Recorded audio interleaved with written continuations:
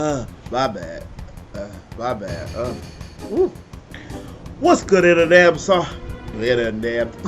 good, interweb? I'm your man Q, back again with some more of that Nintendo news, and by now you already know that they just had a direct, so forgive my allergies, it's the weather. It's the weather. We have to jump into something that I stated a long time ago, but I'm so glad that they finally decided to do, and that's Square Enix showing up and showing out. I know a lot of people were expecting it to be more Smash news from this direct, or expecting the 3DS just to take a whole, outro. Just get out, 3DS. Just look, you here? Get out. Go over there.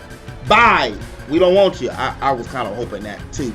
But it wasn't so bad. It only had about 3 or 4 3DS games, but Square Enix had about 5 to 10 games for the Nintendo Switch. And one game that I had predicted and said that would be a great game for the Nintendo Switch a long time ago was that Final Fantasy Crystal Chronicles. Final Fantasy Crystal Chronicles was a game ahead of its time back in the day.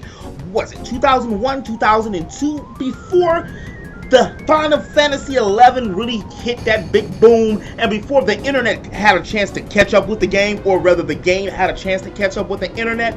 Well, now the internet is, I was looking for my phone, on the go with us everywhere. We carry the internet in our back pockets, of course, if you pay that subscription. So if it's me, if it's you, and if it's you, we can start a nice 4-person party and play the actual story from online. I know that doesn't sound like a big deal, but really that's a big deal. I always wish they would have done something like that and just put it where we were on servers and stuff. I'm still holding this allergic napkin.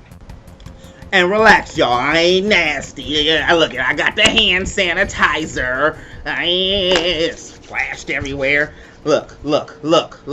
We good. But what really impressed me was the fact that Square Enix has been one of the constant staples inside of the Nintendo Switch's whole library and third parties. I mean, I really wish that we can get some more Bandai Namco and some more Capcom. We can, and you know who else has been really good with Nintendo too? The Sega. They've been really great with Nintendo and dropping a lot of their ports and just games and new games on the system. Final Fantasy VII, Final Fantasy 12, the Zodiac Edition, which I still need to beat, as well. It's Final Fantasy 8. I think they said Final Fantasy 8. Final Fantasy 10, the remastered HD one that was on PS4 and then on a PlayStation 3.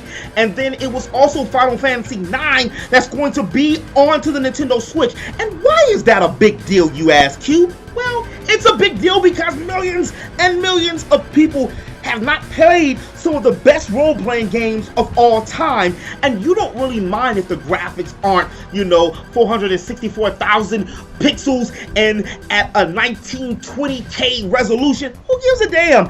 If you're able to take the story of a generation on the go, we're talking about Final Fantasy VII. What would be perfect if we can get a Chrono Trigger and the American edition of Secret of Mana? But I know. I'm asking for a whole lot here.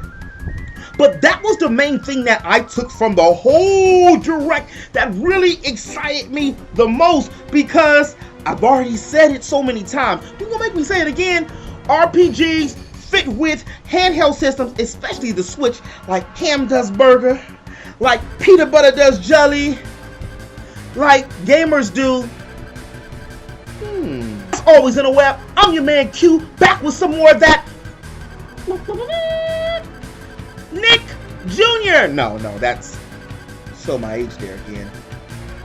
News, if you did like this video and you don't mind me sneezing all over the place, I won't be doing it on the next video, I promise. Make sure you hit that like button and don't forget to subscribe to stay up to date on all things games and, of course, all things geek.